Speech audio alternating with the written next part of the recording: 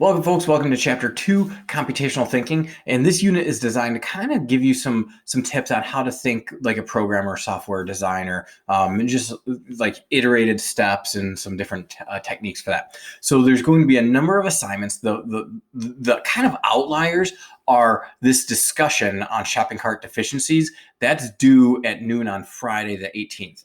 The rest of the work, almost the rest of the work in this chapter, is due Monday the 21st at noon, which is normal. And then there's kind of like a big final project that's due October 5th. So as you're working through this, just plan on doing the discussion before Friday, because the next assignment, the shopping cart redesign, takes what you've learned in that discussion and will give you some fodder so you can actually do this. So that's why it's important to have the discussion due on Friday, so that will give you time over the weekend to kind of refine your redesign.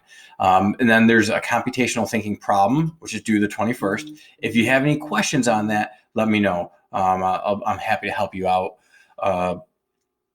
Then we have some flowcharts that are going to be due, and flowcharts are a little tricky. If you're not used to them, they should make sense. They should be unambiguous with like how they flow.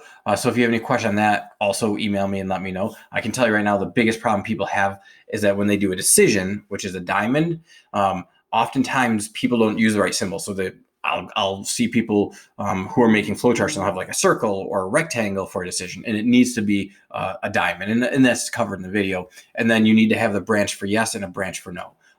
That's where I think people struggle the most with flowcharts. So you're gonna have two of those due, and then two pseudocodes due. And again, like that's kind of a weird thing that maybe you haven't done before. So if you have any questions, you can email me on the pseudocode.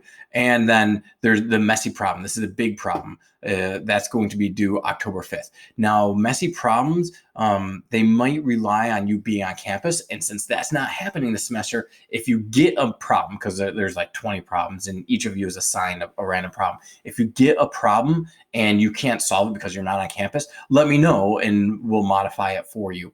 We'll kind of like work together to figure it out.